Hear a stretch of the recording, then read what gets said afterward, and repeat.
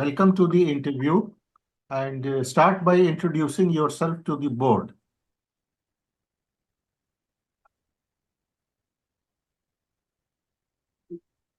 Good evening, everyone. I am Manu Garg. I am born and brought up by my single parent, my mother, in Jaipur, Rajasthan. I have done my graduation from Hindu College, where I was also fortunate to get second rank. Afterwards, I have done my post-graduation from JNU in international relations. Sir, my interest lies in discussing about geopolitics and also listening to audiobooks and comical podcasts. Okay. So, and you belong to, you come from Jaipur, Rajasthan. Yes, sir. All right. Jaipur is called the Pink City of India. Why it is called Pink City? Sir, it is jokingly said that nature devoid us of colors. Therefore, we inculcated colors in our culture. Sir, Jaipur as a pink city is called because the inner walled area city of Jaipur is pink, was colored pink to welcome the British king. British king. Yes. When was it, and who is this British royalty? He was not the British king. Sir, it was George V. Please check. I think it was in 1876 or 1877, and the person was Queen Victoria's consort. Whether he was given the title of King of UK or not, I'm not sure. So you'll have to check on that. Yes. And thereafter, it's known as the Pink City. Okay. Yes. Rajasthan has how many national parks? Sorry, sir, I have to check. How many national parks are there in Rajasthan? Sorry, sir, I'm not aware. I will have to check this data. All right. So PSIR is your subject. Tell me, what is the difference between two major differences between the election of President of India and Vice President of India? Yes, sir. So for the election of president, there is an electoral college and states are included in it. The elected members of MLAs are included in it. However, for the vice president, only the member of Lok Sabha and Rajya Sabha are included. So for the election of president, the nominated members of Rajya Sabha cannot vote. However, it is not the case for the election of vice president. All right. So that's how is the President of India elected?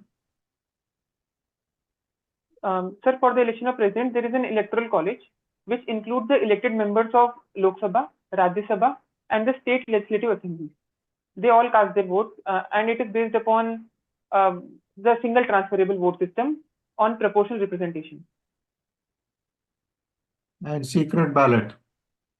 Yes. All right. Now, how the election is carried out? They are given some values. How these values are arrived at? Sir, the total number of MLAs votes are calculated. Then they are equated with the value of votes. Total number of MLAs are calculated. You know what is there to be calculated? Total number of MLAs of a state or of the country? Sir, of the country, based upon the population they are representing. Of the country, are you sure? Sir, I have to look into them. Please check. Yes. All right. Okay. How many states and UTs are there in India? Sir, there are 28 states and 6 union territories in India. And 6 UTs? Yes, sir. Can you name the 6 UTs?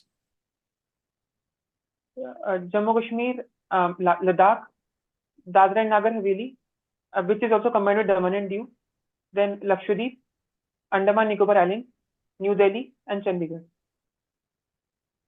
These are 7. You said 6. There are 8 UTs. How about Puducherry? Yes, sir, Puducherry. 8 union territories. One nation, one election. Yes.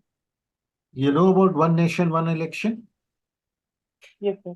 tell me what do you know of it and what is the 129th Amendment of the Constitution, the bill which has been introduced and which is now with the Joint Parliamentary Committee. Yes. So One Nation, One Election is aiming to have simultaneous elections for the elections of the Lok Sabha and the Vidhan Sabha. So the 129th Amendment Bill is on the recommendations of our Honorable former President Ramnath Kovind's search panel committee recommendation, and it aims to amend Article 82 and Article 171 to enact the One Nation One Election.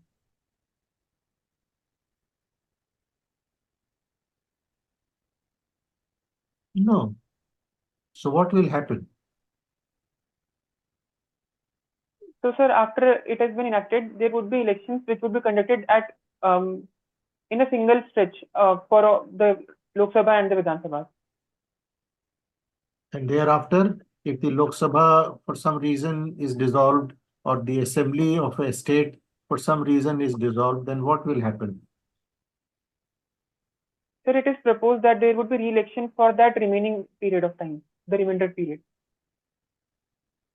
All right. What is the rationale of making these changes? Sir, there are several benefits. So firstly, it would save a lot of finance that is spent on the conduction of elections. For example, in the 2024 elections, about 1,20,000 crores was invested. So secondly, it would also save the time and manpower of our personnel. For example, the army staff, which is required for the smooth conduction of elections. Army staff. Is army deployed for elections? Yes, army and the teachers. Gauri Shankar ji. Your Sir, your name voice is is breaking. associated with Manu. There was some, news item about Manu in the recent days. What was it about? Sir, it was regarding the Delhi University circular of taking back teaching of Manu Smriti in the law faculty at DU. So what is Manu Smriti? Sir, Manu Smriti is a Hindu law code which was codified by Saint Manu. When? Sir, it is said to be codified in 1st century AD. First century AD. Yes, sir. Now you are a student of political science and international relations. So have you heard about the Saptang theory? Yes, sir. What is that? Sir, the Saptang theory was given by Kautilya and it relates to the 7 elements of state. It includes Durg, the Janpad, and Mitra, Arimitra, Kosh. Arimitra is part of this? No, sir, it is Or part it of is the something different? Mandal theory. So? Yes. What was the name of the book by Kautilya? Sir, it is Arthashastra. And what was Kautilya's first name, original name? So Chanakya. Sorry? Chanakya. No. Chanakya was also like Kautilya, another name. Vishnugupta. Yeah. Okay. In which year he lived? Sir, he was around 300 BC. Yeah. Okay, now Rajasthan is known for tourism. Can you name some important monuments of Rajasthan which are very famous with tourists? Yes, sir. So Rajasthan has a tourist potential of 100 million tourists that come annually to it. So the major sites are, firstly, it is known for its forts. For example, the Nargad Fort, Jodhpur Fort, and the Amer Fort. So secondly, there are also religious sites. For example, the Dilwara Temple for Jain, the Pushkar Mela that happens for Brahmaji, and also the Om-shaped temple that is recently found in Pali. So temples Sir, and forts. What else? Sir, it is also one of the pioneer states that had the astronomical observatory in the form of Jantar Mantar in Jaipur. That's all? Sir, it is also famous for the Geo Heritage Park and the Zinc Park that was recently established in Udaipur. You should, okay. What about Havelis? What about food? What about colors? What about topography? National parks? Okay. Now, tell me some of the most important problems which people of Rajasthan are facing. List out 3 problems. So firstly, there is a deepening water crisis that is affecting the state of Rajasthan. The groundwater levels have declined to about 40%. So secondly, there are increasing crimes, especially crimes against women. So thirdly, there is a case of urbanization. Jaipur especially is known for its urban character since long. However, the recent urbanization is leading to traffic congestions and problems for citizens.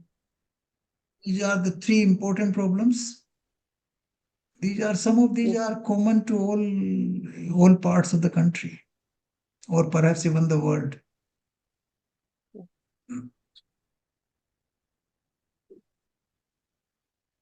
So also there is the increasing in desertification by the mining in Aravalli. Yes. So the water shortage is one of the important problems. Desertification is second. What is the third one?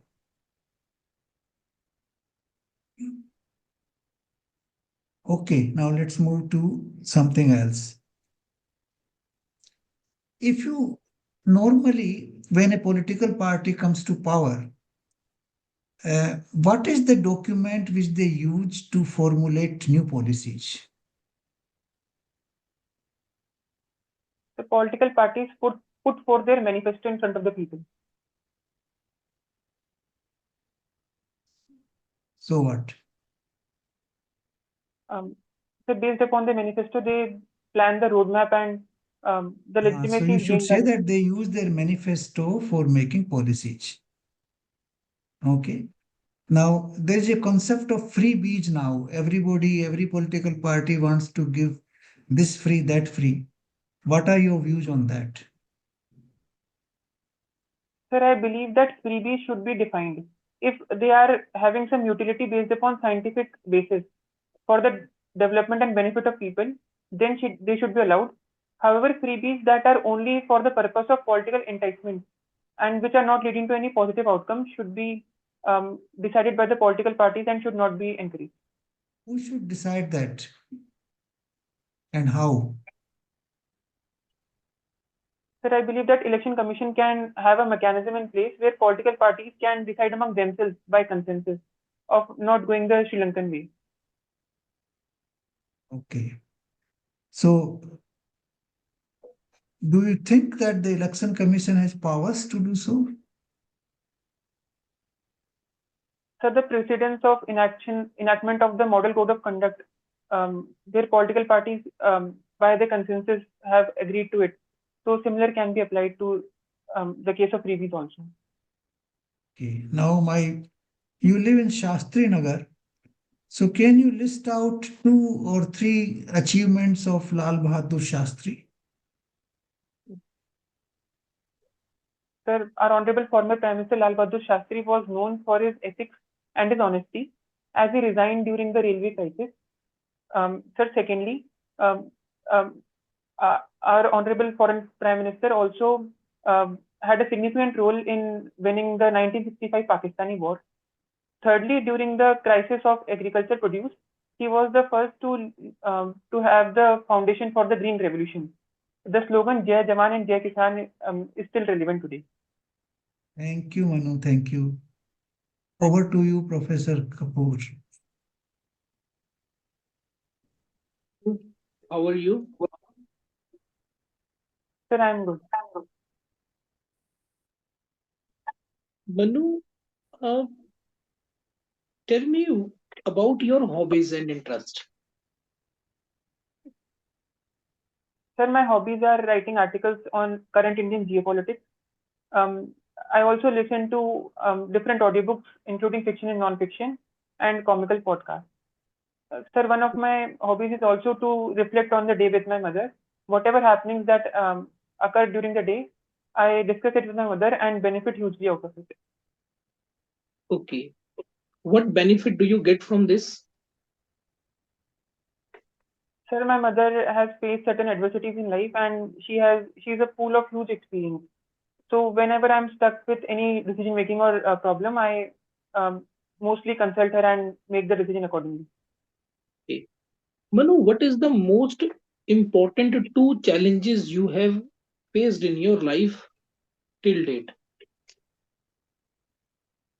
So during the 8th class, when I was diagnosed with a rare macular disease, and I was told and prescribed that I won't be able to have vision for the rest of my life, it was a very significant part of significant event in my life.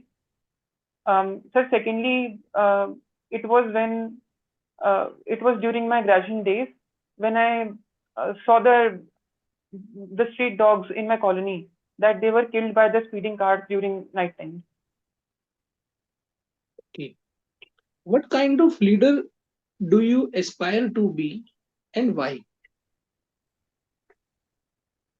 Sir, as a leader, I aspire to become a person who is not just having dictates to people, but who is leading people by example.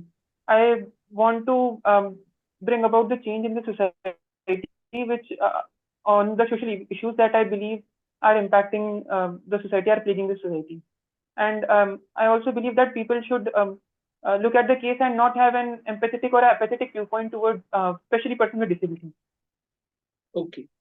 Suppose, Manu, you have been given a project in which you have no experience of it, but the people and your seniors have a very high expectations from you. How and what will you do in that situation? So firstly, I would try to consult the people who are experts in the field or who have already done such projects. I could refer to their case study. Secondly, if I'm still not able to gain proper experience to carry on the project, I would politely convey this to my seniors. Okay, good. Suppose there is a disaster in your area, what immediate steps you will take?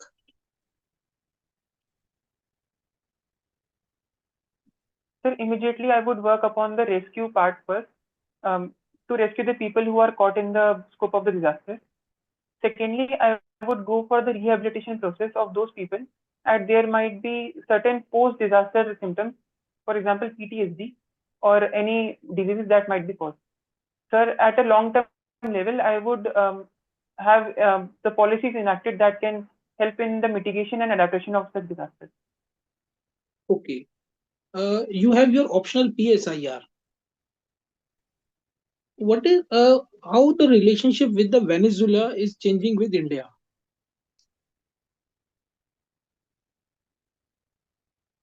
Sir, Venezuela under the presidency of Nicolas Maduro faced certain sanctions by the US regime. Um, After that, India has also stopped buying oil and crude oil from the Venezuelan government. However, India, under its efforts of diversification of its oil imports, is trying to strike oil deals with Venezuela. And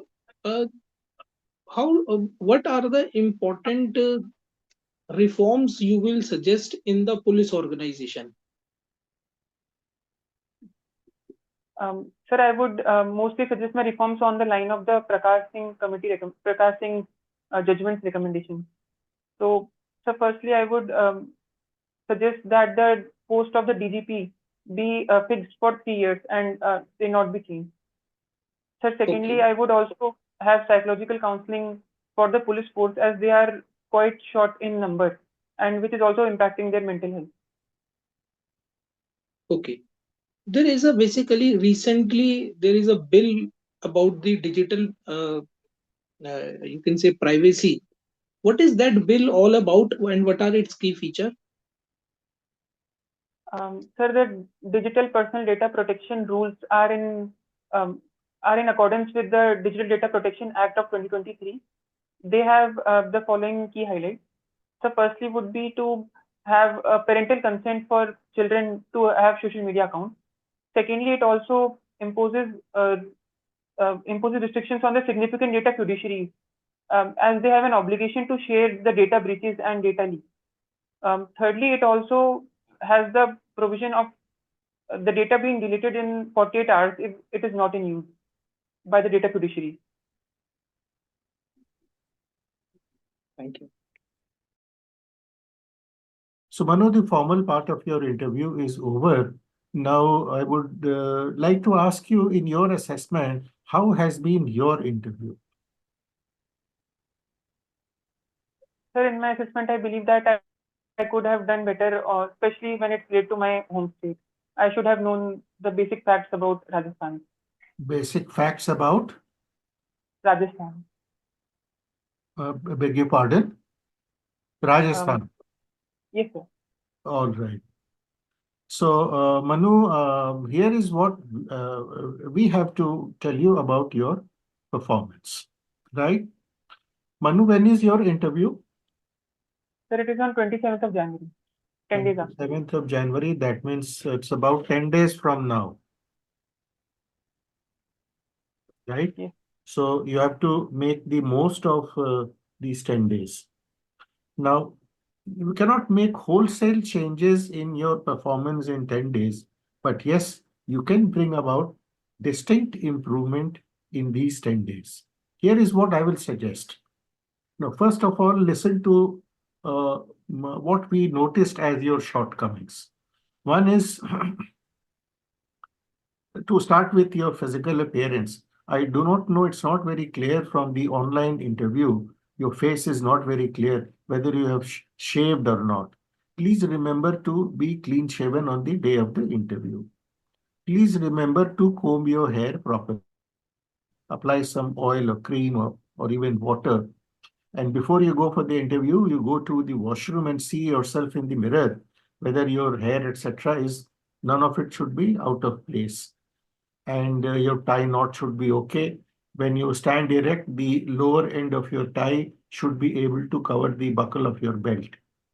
That is the optimum, And if you're wearing a dark colored suit, then your tie should be slightly, it should not be red or pink or yellow or like anything like that, but it can be slightly light blue or light gray, but sober color. Shoes should be polished. That means you should be. Are you working anywhere? No, sir, I'm currently enrolled in the PhD program at JNU. PhD program and JNU. Okay, okay. So, and this is about the physical. You got the physical appearance part all right? Yes, sir. All right. Now, as to the contents of your answer, we noticed that you spoke in almost a monotone, slightly high-pitched, but in a monotone. You kept on speaking at that level only. There was no voice modulation. Normally, when what happens in a natural conversation, when you talk to your friend, when you talk to your professors on a subject that you know, what do? You tell them, look, this is what it is. Where you want to emphasize, then you become a little more assertive. Your voice becomes a little louder. And, of course, you are holding a mic, so I can't really tell you. But there, in the interview board, normally people keep their hands frozen on their knees. That is not really required. You can use your hands slightly to make gestures. Not very much, but yes. The idea is that you should look yourself natural in the interview board.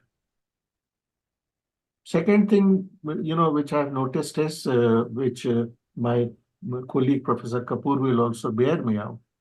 We haven't seen a smile on your face ever since your interview began. Do you think you are awaiting a court of judgment to give you a sentence? What is the problem? Smile, yeah, smile. You see, put some smile on your face. Make your face more pleasant, more acceptable. You know, a pleasant face, a smiling face is more acceptable to the interview board. So, voice modulation and a smile on your face to make it more presentable. All right. Now, thereafter, somebody asked you, how are you? You said, I am good. Now, what is this expression, I am good? Is it a grammatically correct expression? I'm asking you a question. You are not replying. No, sir, it's not. It's Beg your informal. pardon? It's quite informal. Please say again. Sir, it's quite informal. Sir, it's quite informal. Interview board is not an informal occasion. Yes. Right? Please take the interview seriously. It's serious business. And mind you, this half an hour period of interview can make or mar your career.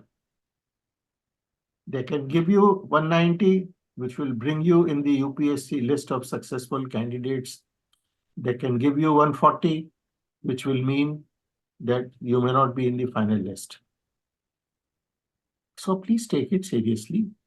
Whatever I told you about your appearance was to make you more acceptable, more presentable to the board. The interview board members should think that, yes, here is a candidate who has made effort to make himself presentable. Now, as to the contents of your answers that you have given, please, there are 10 days, so not much time, but in these 10 days, you should work on your knowledge gaps. Knowledge gaps, you know, the questions will come from mainly 5 sources. The place you come from, which is Jaipur and Rajasthan. Jaipur is a pink city. I think one of the other towns, Jodhpur or Jaisalmer, is called a blue city. Please check. So something about Rajasthan, you couldn't answer the question of how many national parks are there. There are 5 national parks in Rajasthan. The first is about the state place and state you come from. The next is your subject of graduation, which is political science. You've done MA in political PSIR.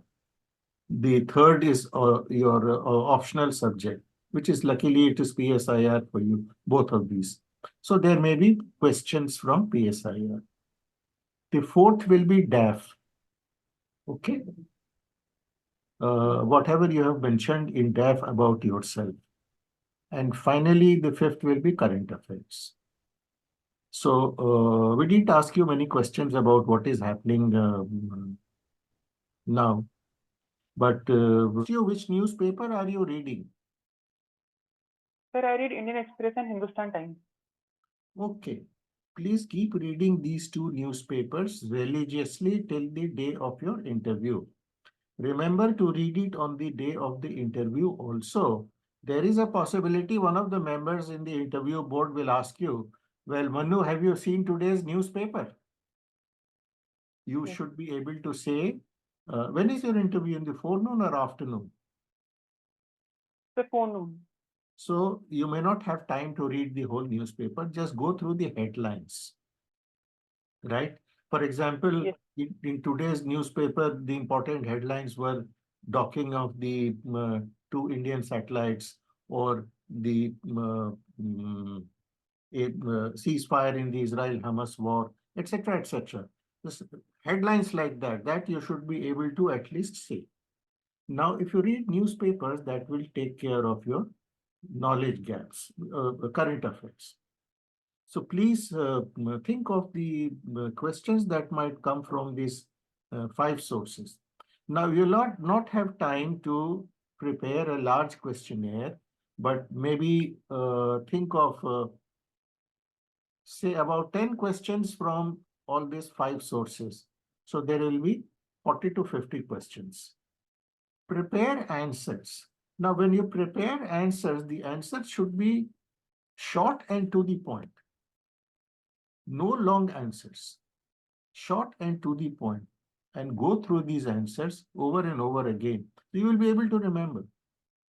Now, if you've done this homework, I have a feeling that majority of the questions, maybe as much as 90% of the questions will come from these 5 sources.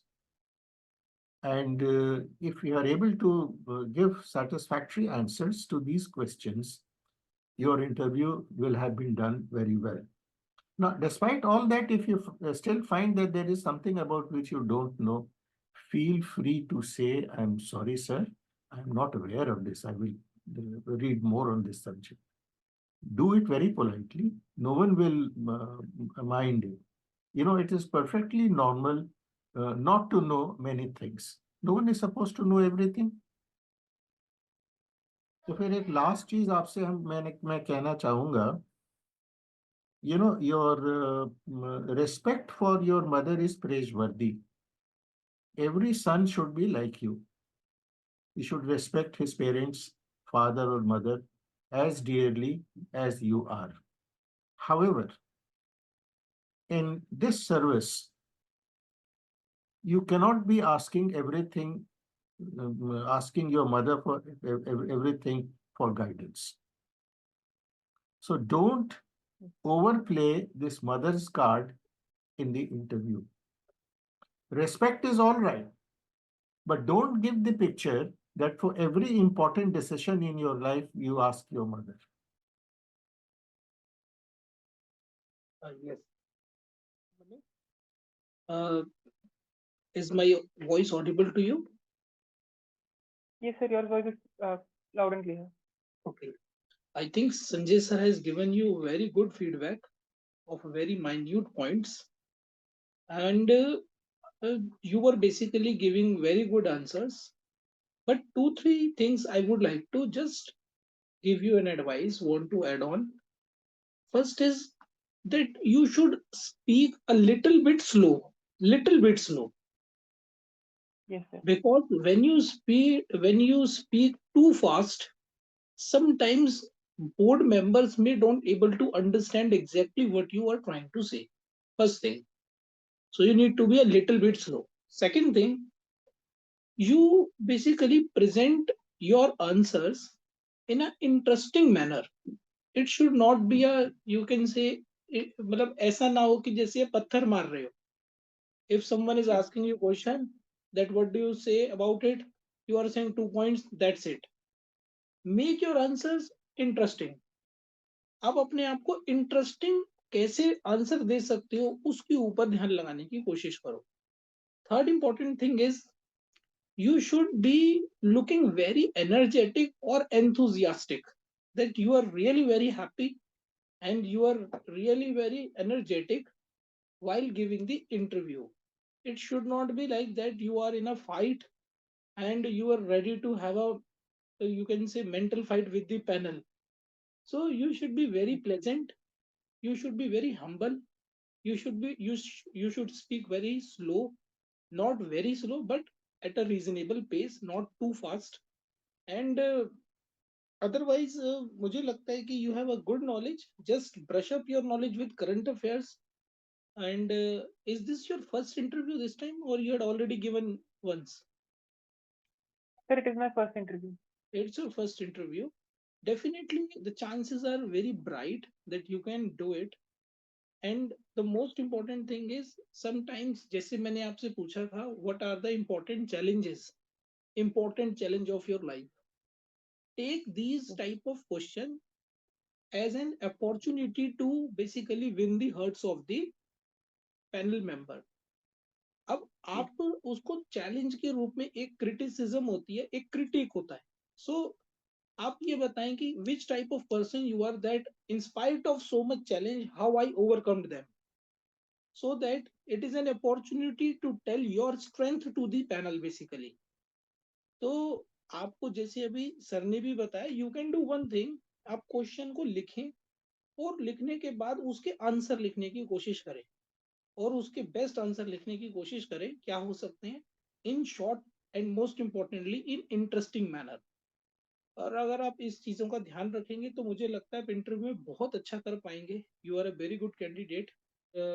जिन भी बातों को हमने बताया है, आप इसकी video हम आपको दे देंगे, आप इस वीडियो को 1-2 बार सुन लेना, उसके बाद एक एक पॉइंट को नोट करके इसके ऊपर काम करना। मुझे लगता है आपका इंटरव्यू अच्छा जाएगा, थोड़ी सी प्रैक्टिस और करने की जरूरत है, बस दैट्स इट।